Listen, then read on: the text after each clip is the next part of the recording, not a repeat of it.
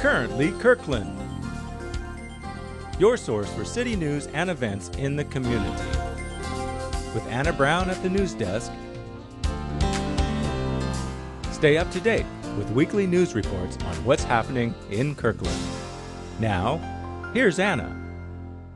Welcome to Currently Kirkland, where you hear stories about the people and sites that make Kirkland an attractive and vibrant place to live, work, and visit.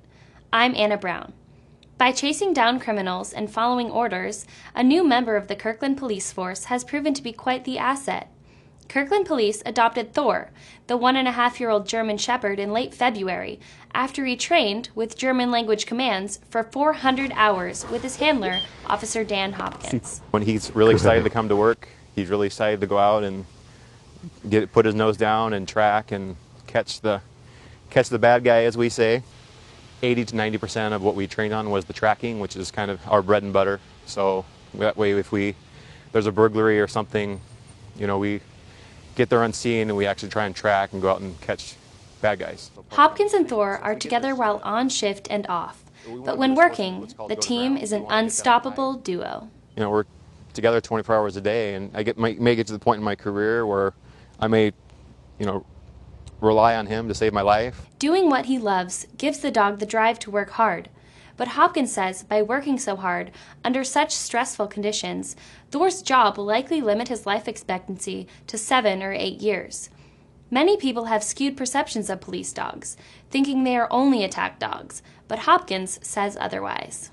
He does great with kids, he does great with everybody, so he's only the only angry, not really angry, the ferocious side, as you say, comes out when it needs to. It's just kind of like officers, a lot of us, 99% of the time, we're out just saying hi and going to the public, but when it's time to get into the fight, that's what we're trained to do. A local event will transform downtown Kirkland into a vibrant and entertaining arts destination August 9th, 10th, and 11th.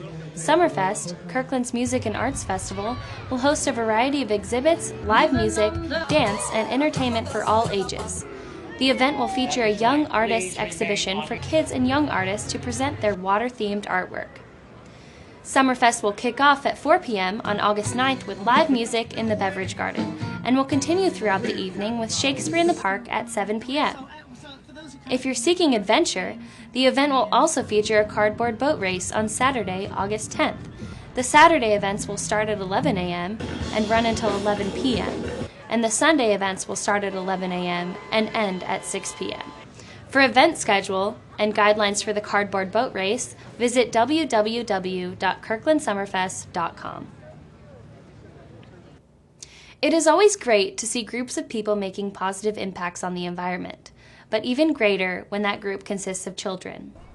Kids from all over the east side ventured to Totem Lake on Wednesday, July 10th, to remove invasive species as part of Mercer Slough's summer camp. Members from the King Conservation District, the organization that owns Totem Lake, helped the kids learn about invasive species and how to get rid of them. So these kids today are going to help remove Himalayan blackberry. It's an invasive species. It's from Europe, Asia area. And basically the best way to do that is to dig it out by the roots. So the kids are using shovels to dig around each plant and make sure they remove as much of the root as possible. The kids worked to control the number of invasive species in Totem Lake, but more importantly, learned how to positively impact the environment. And for these kids, that meant shoveling out by the roots prickly Himalayan blackberry and other invasive ivy. Giving the kids a sense of empowerment, right? So that they know that they can actually positively affect the environment. Instead of harping on, all pollution and everything, we really like to emphasize the different ways that they can really help. Juanita Beach Park is a summer hotspot. So hot that more on-site parking for park visitors is now available to accommodate the growing visitor population. City officials added 50 spaces on the north side of the park. The park's popularity has been rapidly increasing since finishing major renovations in 2011. The new spaces are located west of the gravel lot on the corner of 97th Avenue Northeast and Juanita Drive.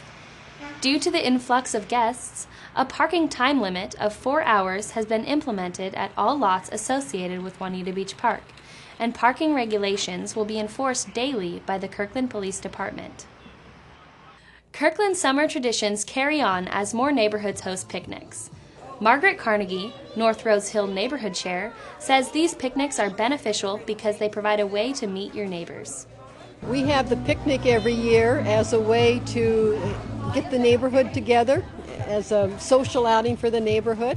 Neighborhoods host these picnics to sustain connections and improve residents' sense of community. In North Rose Hill's case, it did just that. The picnic, on July 20th, gathered the community to play games, eat food, and participate in fun activities like face painting and a neighborhood dessert competition. North Rose Hill is looking forward to more upcoming neighborhood picnics, and so should you. Neighborhood picnics are scheduled by neighborhood association leaders, and residents are encouraged to join their neighbors for a fun outing. To find when your neighborhood picnic is scheduled, visit www.kirklandwa.gov and search Neighborhood Associations. As always, thank you for watching Currently Kirkland. Remember, you can watch us on demand on the city's website, on your mobile devices, and on YouTube. If you have any news tips, suggestions, or comments, please send them to kirklandtv@kirklandwa.gov. We'd love to hear from you.